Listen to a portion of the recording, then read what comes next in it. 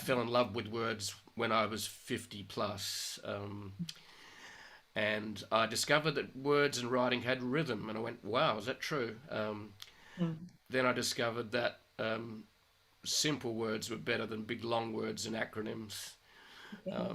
So, so what you're trying to do is get to the heart and intrinsic branding, you call it. In other words, then then you've got to wrap that with the best words you can find to get that message across and touch that heart and soul. Is that correct?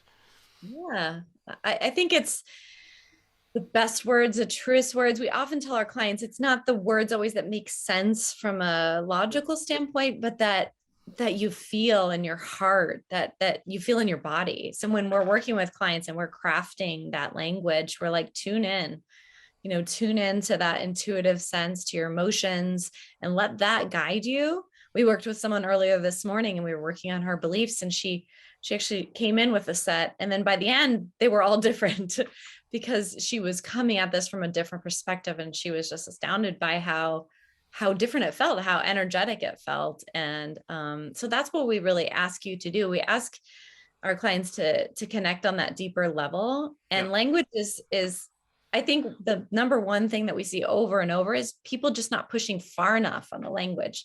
They're relying on colloquialisms or Mm. common language. They're saying the same thing everybody else is saying, using the same words. And it's about giving yourself permission to be bold and daring. Branding is really an act of courage, and Mm. it's an act of boldness.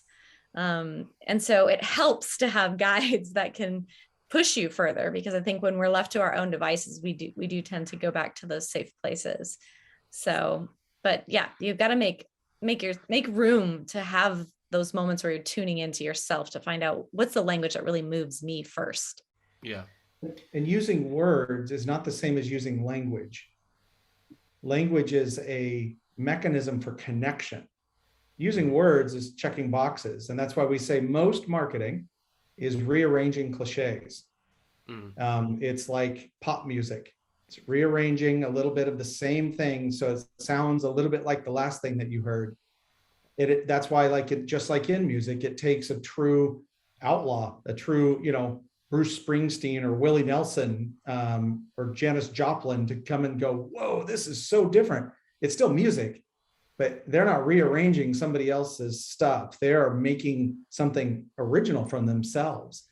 And that's why we also say to do this kind of work is you have to know, like looping back to that, you have to know who you are. You have to have this deep sense of, you don't have to have all your shit together, but you need to at least have some level of spiritual and emotional maturity as a brand in order to go out and to be confident, to do the courage, as Emily said, to have that courage, to use original language, not just word salad. That's easy to do. There are apps for that now. So that's that the ancient use of the word, in the Bible verse, in the beginning was the word. Well, if there's a branding Bible, the beginning of the branding Bible is in the beginning was the word.